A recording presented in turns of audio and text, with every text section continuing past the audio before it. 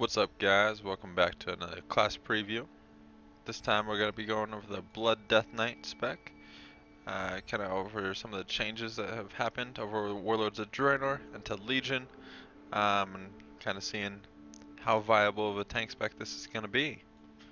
We're going to cover the spell books, then cover all the talent, then moving on to our awesome new artifact weapon. So let's get into it. Starting off, we do have Anti-Magic Shell. Ends a cast, 1 minute cooldown. Surrounds you and an anti-magic shell for 5 seconds, absorbing up to 746,000 magical damage and preventing the application of harmful magic effects. Damage absorbs, generates runic power. Very nice defensive cooldown, especially if we're going against magic dealing folks. Very nice, like always. I always thought this spell was super overpowered, and it gives you a lot more runic power, giving you more death strikes, but that is very useful. Next we do have Blood Boil. Deals 12,000 shadow damage and afflicts all enemies within 10 yards with Blood Plague. This does have a 7.2 second recharge with 2 charges. Now, Blood Plague is a shadowy disease that drains 123,000 health from the target over 24 seconds. Our basic dot, but gives you a little bit more damage. Next we do have Blood Strike. This does cost 1 rune. Now that we are working off of just single runes, we don't have to worry about two blood runes, 2 frost runes, 2 death runes, 2 whatever runes, unholy runes. But we are just working off of 6 total runes. So this does cost 1 rune. Savagely Strike for 43,000 physical damage. Reduces the target's movement speed by 30% for 8 seconds. This generates 8 bonus runic power. Not really sure why it says bonus, but it generates 15 total. So, yeah, not sure.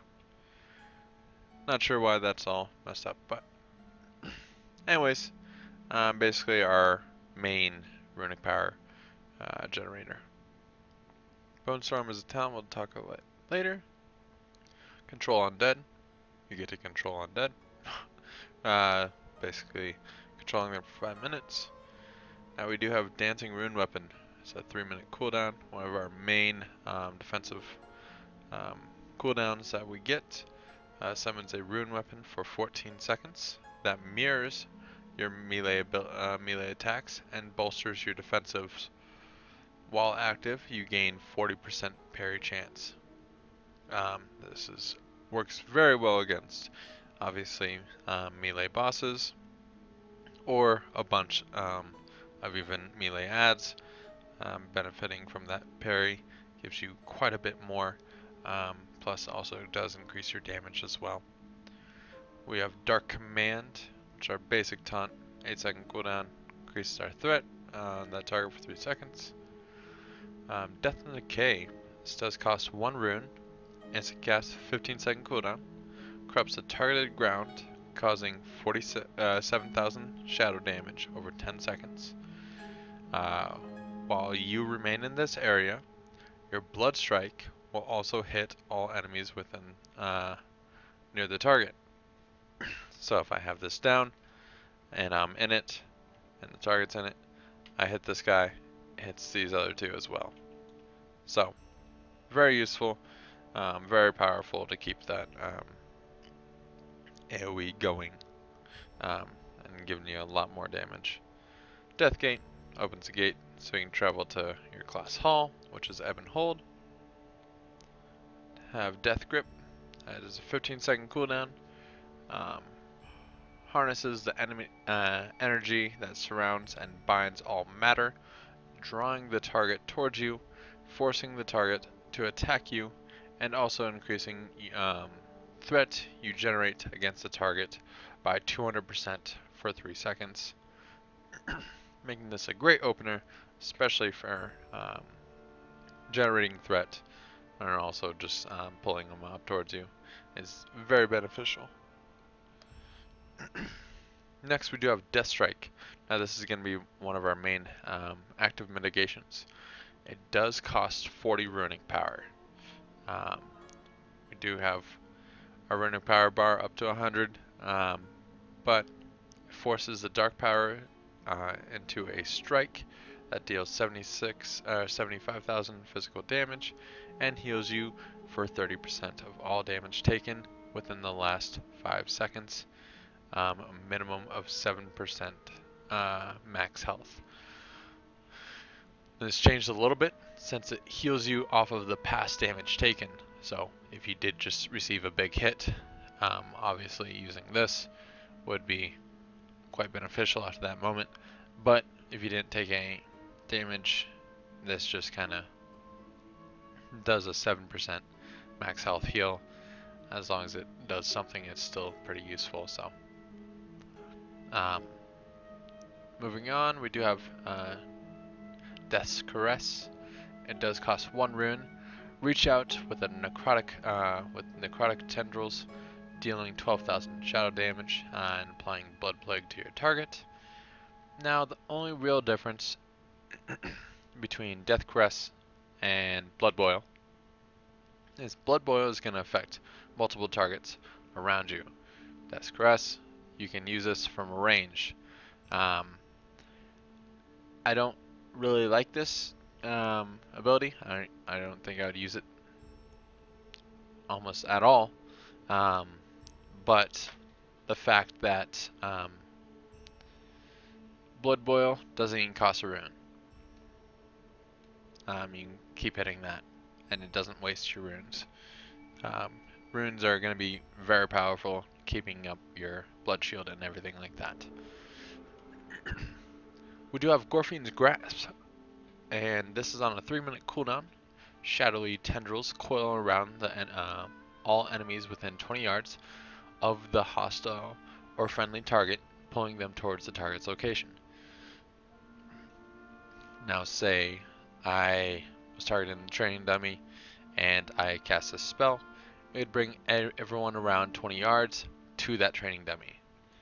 But the beneficial thing is I can cast it on this warlock right here, and if it's there's mobs around him within 20 yards, it will pull all of them around to her as well.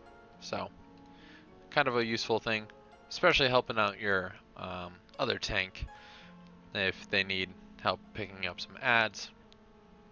Just use this.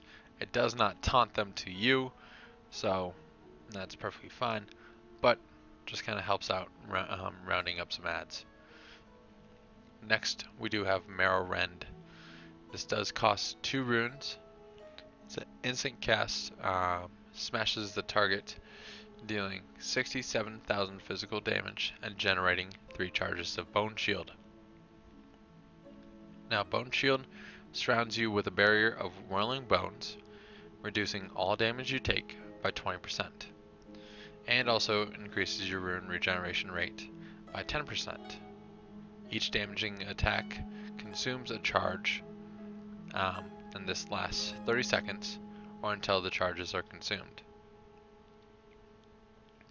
So we're going to want to keep this active as well as our blood shield, but it has the same effect, but also helps out our rune regeneration rate. It is a nice damage reduction overall too, since you are able to keep this active at all times.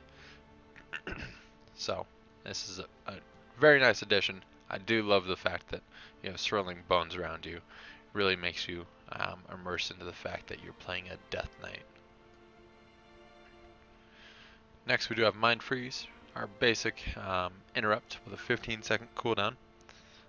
Interrupts the spell and preventing them to be cast that spell for 3 seconds. But next we do have Path of Frost.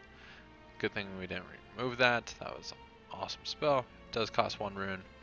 Activates a freezing aura for 10 minutes. That creates ice beneath your feet, allowing party or raid members within 50 yards to walk on water. This is usable while mounted, but being attacked or damaged will cancel this effect. Raise ally, basically our battle res, 10-minute cooldown. Rune tap, talent we'll talk about later. Now we do have Vampiric Blood. It's a 1.5 minute cooldown. It's another one of our main defensive cooldowns. Embrace your undeath, increasing your maximum health by 45%, and receiving increased all healing received by 60% for 10 seconds. This healing received by 60% for 10 seconds makes this a very powerful defensive cooldown as of that. The maximum health thing is either here nor there, but allowing increase all your healing itself, plus all of the other healers that you have in your party, increase their healing as well, so it's kind of nice.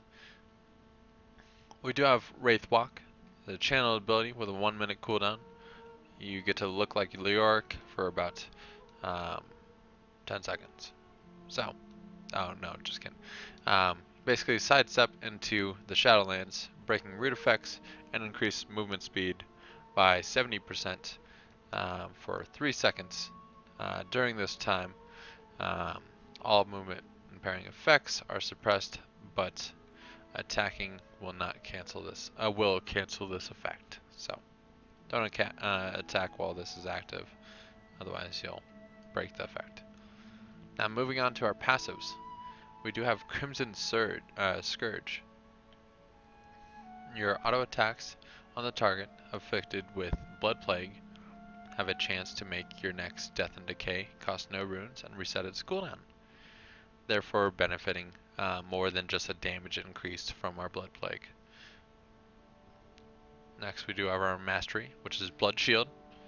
Not much has changed here, but each time you heal yourself with Death Strike, you gain 31% of the base amount healed as physical damage absorption. Also increases your base attack power, but this does stack, so it does give you a shield for I think like 12 seconds, but once you get up, let's see, it lasts 10 seconds. Say I have 62,000 physical shield, hit it again, 125,000, and this works very well if you're not even taking aggro on the boss right now. If you're off tanking, you can stack this up pretty high and then kind of prepare for to reduce a lot of damage. Now we do have On a Pale Horse passive. You are hard to stop, as death itself increases your mounted speed by 20%. Nice little bonus. But we also have Veteran of the Third War. Increases your stamina by 15% and armor by 15% as well. So, nice little tank passive. Kind of cool that all the tank passives are a little bit different than just the base increase of stam or armor, because I know bears have a little bit different, and I know brewmasters have a little bit different passives, so it kind of gives you new effects and more synergy in what you want to have as a tank for a specific fight. Moving on to the talents. The first one, we do have Bloodworms. It's a passive. Your auto attacks, critical strikes, have a chance to summon a Bloodworm. Bloodworms deal minor damage to your target for 6 seconds, then burst, healing you for 20% of your missing health. If you drop below 50% health, your blood worms will immediately burst and heal you. This is a very strong passive. Heals you quite a bit actually, but also affects that if you work more off of crit, you'll get a lot more benefit from this. So if you do have a bunch of crit items on you, I would recommend going with Bloodworms.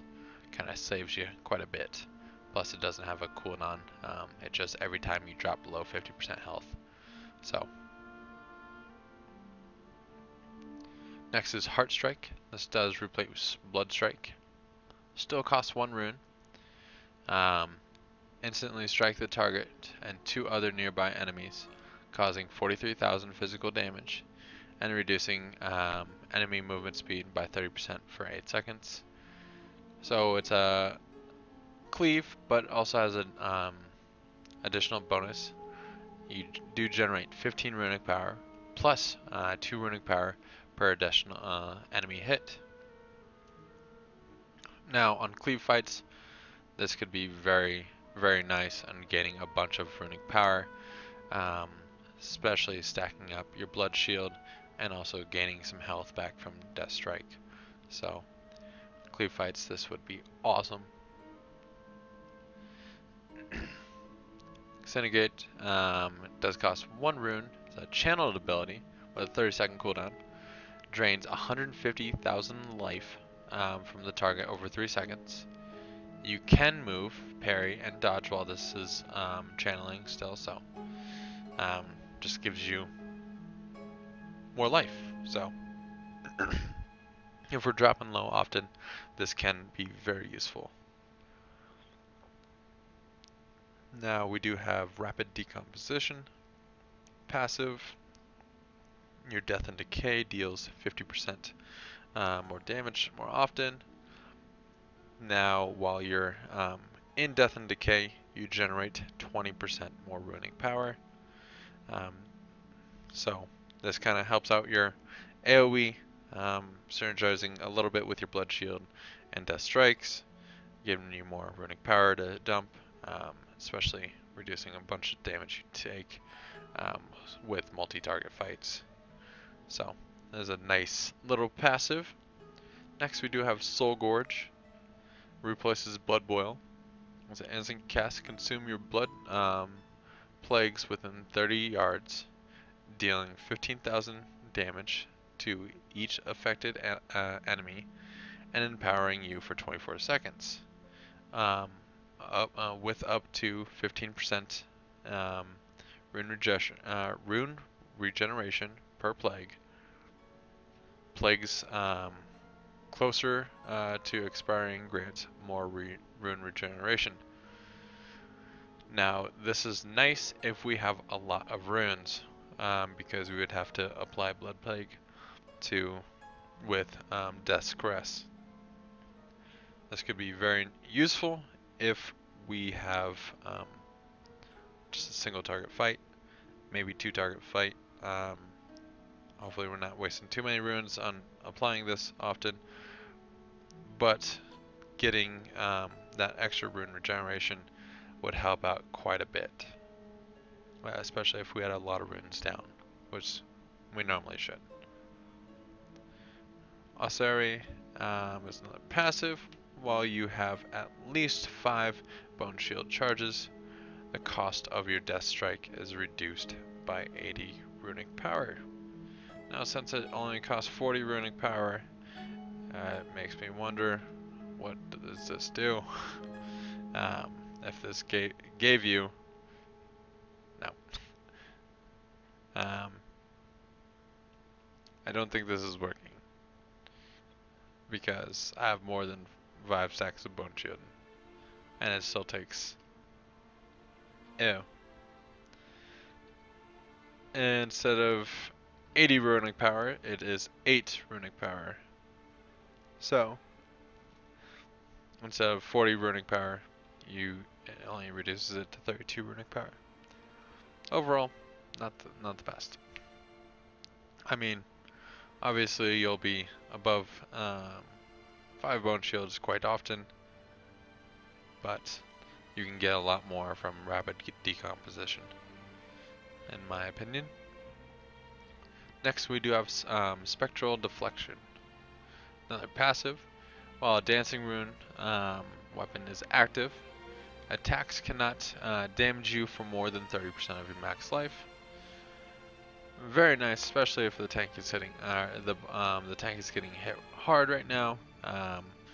If the boss is doing a bunch of when did a berserk phase or something like that, having this with 40% parry could be very nice.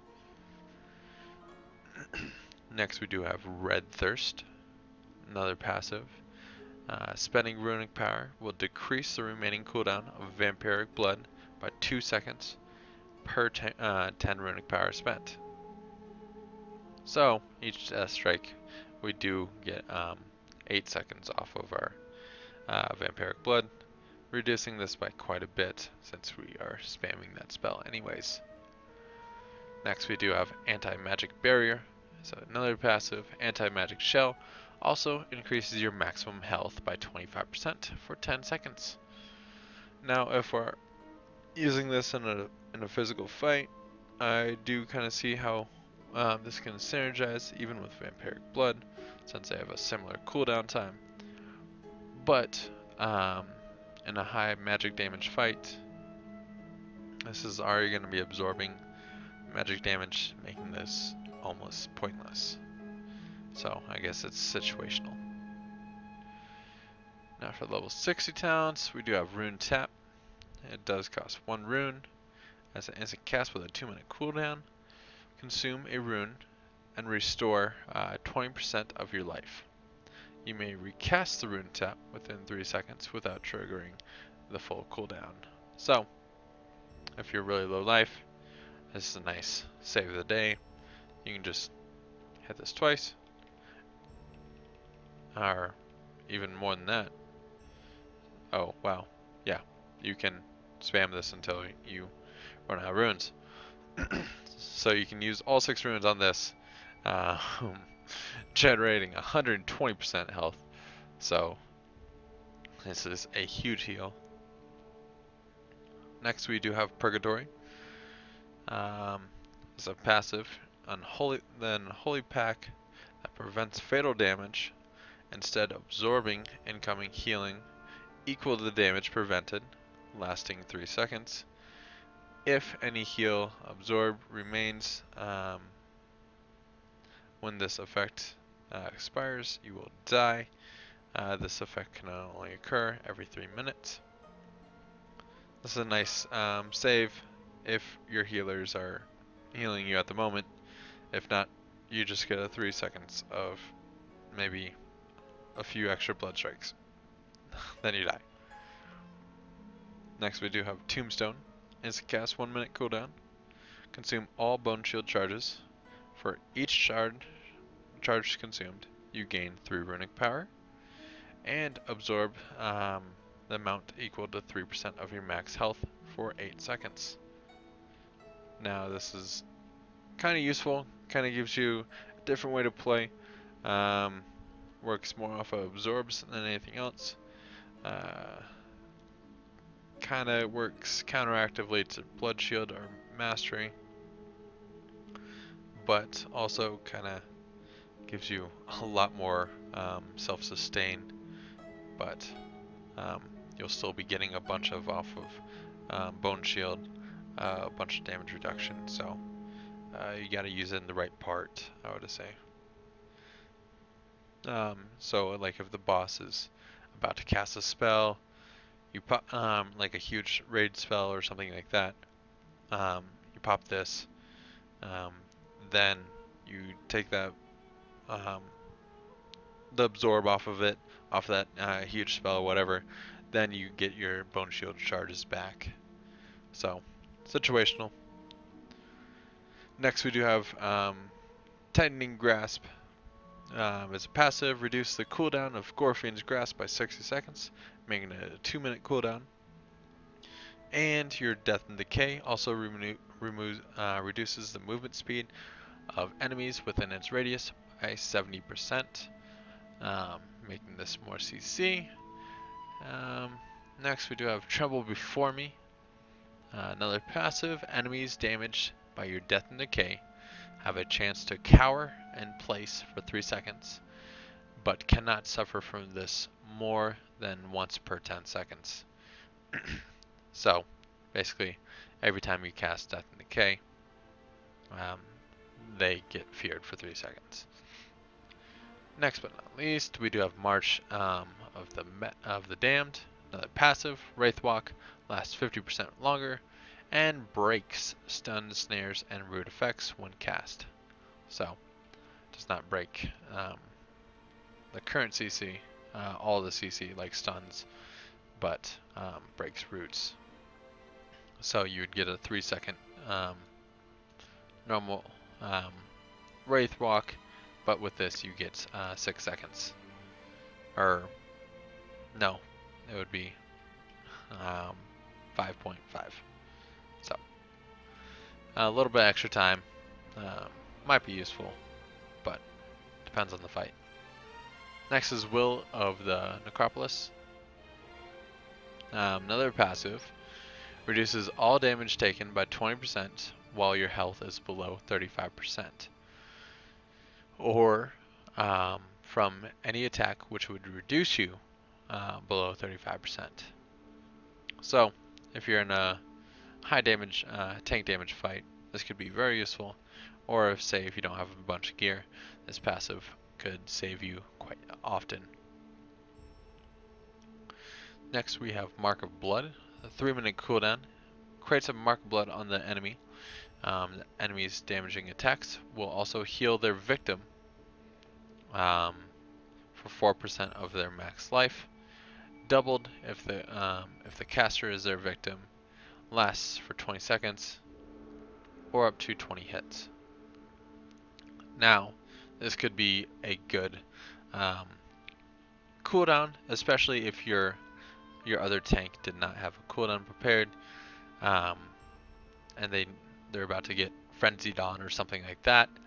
You do pop this on the target, on the boss, and while this is being attacked on the boss or even yourself, you do heal for quite a lot. Now, the last in the 90 talent row, we do have Foul Bulwark. Passive, each charge of Bone Shield increases your maximum health by 3%. So obviously, the more Bone Shields you have, the more health you'll have as well. So, getting up to 10 Bone Shields, I do have about 600k more life. So, does have a huge increase, in my opinion, and also kind of synergizes with Vampiric Blood. Next, we do have Bone Storm. So it does cost 2 runes. You transform into Marogar. No, I'm just kidding. It does have a 1-minute cooldown, a Whirl of Bone, and Gore batters nearby enemies within for every 1 second, dealing 1,000 shadow damage over 6 seconds, and healing you for 1% max health every time it deals damage. Very useful cooldown, especially if there's a lot of mobs. But say if there's 3 mobs, so every second would heal you 3% of your max health, therefore healing you 18% over the full duration of 3 targets. Nice little cooldown. Does cost 2 runes though. Next we do have Blood Mirror. 2-minute cooldown. Afflicted an enemy with Blood Mirror for 10 seconds. While active, 20% of any damage dealt is redirected to the target. So if I pop this on a boss, it gives me a nice little damage return to them.